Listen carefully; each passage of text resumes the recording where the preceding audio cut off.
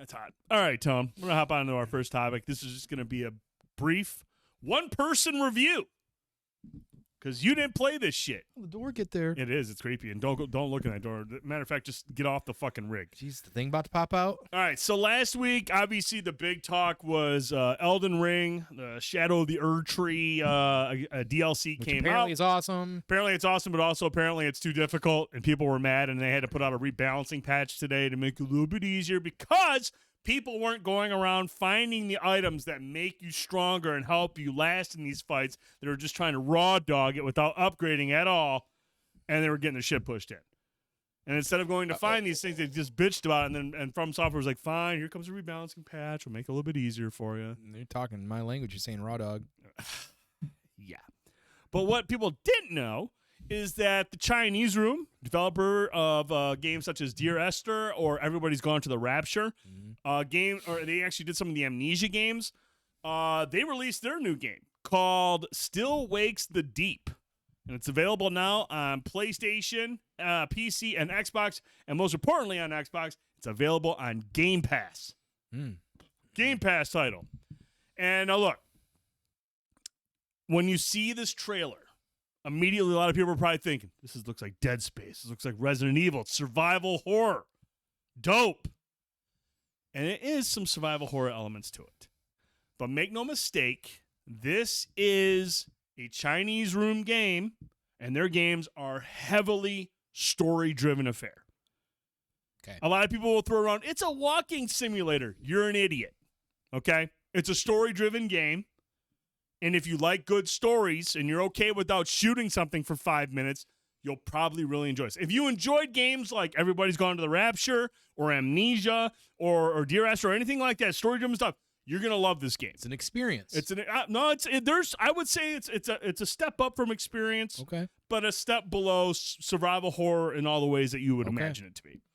But this game is set in December of 1975 on an oil rig in the North Sea. You play a Scottish electrician named Cameron Clads McCleary, not McCready, McCleary. Say that fast. Who must navigate through the oil rig following a catastrophic event, looking for a way to escape while surviving the harsh weather and evading the pursuit of creatures. And I might add, Lovecraftian creatures, Tom. I'm sold on that. I knew that would be the only thing. I mean, I already knew you were sold on the whole story-driven stuff. I was definitely. But when I mentioned Lovecraftian and inspired by movies such as The Thing or Event Horizon, that's what's going to get you. You're like, okay, I'm on board. I'm here for this. And the one thing that the Chinese Room does really well, that they've done well in all their games, it's all about presentation. It's all about the immersion, the storytelling, the production values. Everything is there. This game has incredible atmosphere. It's got stellar sound design. It really captures that 70s vibe. And the score. Jason Graves does the soundtrack for this. He did Dead Space. He did Tomb Raider. So, I mean, he's very capable composer. Does a great job of just creating a very isolated, very just a lot of tension, a lot of uneasiness.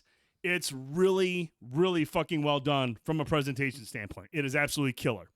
It's got a great story, even if it doesn't punch quite as hard as like Everybody's Gone to the Rapture. I thought Everybody's Gone to the Rapture was like seriously one of the best stories in a game in a long time when I played it back then. It was a very emotional game. It hit me in several spots.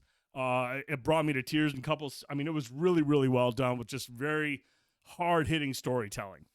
And this one is good. Again, it draws a lot of inspiration from like The Thing and Event Horizon, and it's bolstered by seriously some top-notch voice acting from a Scottish ensemble. So, and it's funny, man, because like a lot of these actors are Scottish or from around that area, and Pretty as heavy. they're talking, very heavy accent. But even some of the things they say, it's hilarious, man. Because I had subtitles on, you can understand most of what they say, but then they drop some kind of like Scottish term. And you're like, what the fuck does that mean? Thankfully, the subtitles are written out for you to understand what they're saying if you're an idiot like me. You're like, oh, that means this. So, I mean, dude, it's a very Scottish type of like voice track. Like, it's really, really good. The voice cast is phenomenal. But again, I think the biggest thing about this game, the thing that'll be really kind of like off-putting some people, is the fact that this will be considered a walking simulator to some people. There's no guns. You're not shooting these creatures. You are using puzzles. You have to solve puzzles to get from one spot to the other. The rig is kind of like a maze.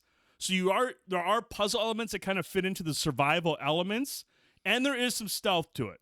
You have to make your way like through like in one instance, you're being stalked by this creature. And again, the creature designs are fucking awesome. Cool. Like really good. that. Like when you first saw the thing, or some of the like the dog scene, the dog kennel, and the first creature that you encounter, that's what like very much like one of the creatures you encounter here, and you're just like, that's really unsettling. You want to stop to look at the fucking thing when you see it, and you're just like, that's creepy. But then by the time you're like, oh shit, and then you're dead because you got to keep moving. But like you're using like items around you, kind of lured away from you, and it is still very intense. Like it's not like you can fight this thing off. Once it gets to you, you're done. And the way that they use that to kind of keep you moving, and when the game I keep saying movie because it is a very immersive experience. When you do have to move quickly, the game controls well. Like you're constantly running through corridors and trying to duck and hide. It's fucking really immersive. And again, if you're looking for something like Resident Evil or Dead Space, you're gonna be let down because it just doesn't have that depth to it. It's not about fighting the aliens. It's the story-driven elements of it.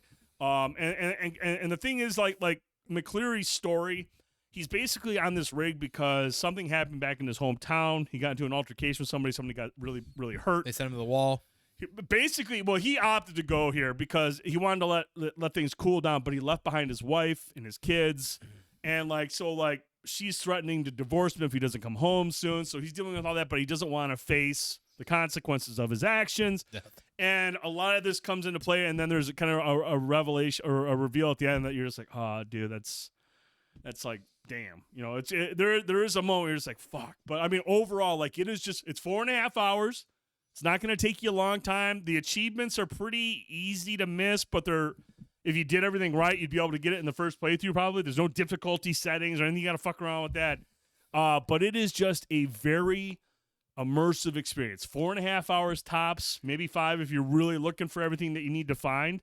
But most of the stuff you can just come across. I don't want to say it's super linear, right? But there are a couple little paths you can find. Maybe wander off the beaten path a little bit to find these things. But by all accounts, you're pretty much moving straight forward throughout the whole game.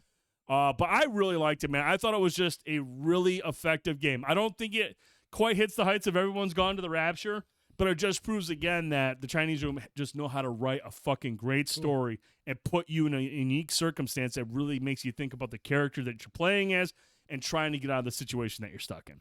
Cool. So, I mean, I love hearing like soundtracks like that really make it more immersive or so important. That was one of my favorite things about the original 2 Dead Space specifically, was that, really the first one, just the first time playing that and just, being able to feel the tension build up by the music kind of drumming with that. He does the same thing here. Yeah, I can see that being really awesome. I would say this is probably very similar to Dead Space without the combat. Okay.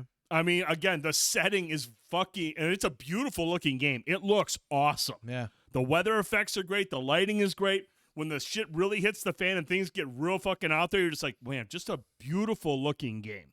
Mm-hmm. And if you got Game Pass, definitely worth the look. If you're into story-driven horror games, I'd say it's worth $34. Right. But I mean, it's going to drop in price pretty quick. These games typically do because there's not too much replay value to it. Right. But I mean, if you want to support a great studio, if you want a great experience, if you're into these story-driven games, you're going to absolutely get your money's worth here. It's fucking awesome game. Big fan of it. I have a complete playthrough on our YouTube channel. It's 2 videos, part 1, part 2. And I would love to get you guys and girls' thoughts. Or if you've played it, or if you are planning on checking it out, but if you have played it, let us know in the comments what you thought of Still Wakes the Deep. How does it stack up with some of the other Chinese room games? Really curious to see what people think. And I hope you and Britt get time to sit down, because like I said, 4.5 hours, take you a weekend. Yeah, it might be something where we pass the controller on a little bit or something like that. I think that'd be fun. I think it would be the perfect game for that, because again, it's not overly difficult. And the spots where you do have to kind of like combat the creatures, it's not like, holy shit, this is really hard. You just figure things out, play a little bit slower, and you'll get through it just fine. Okay. So let us know your thoughts on it. I thought it was fucking sweet and available on Game Pass. If you have Xbox or PC, no excuses. Check this shit out. I think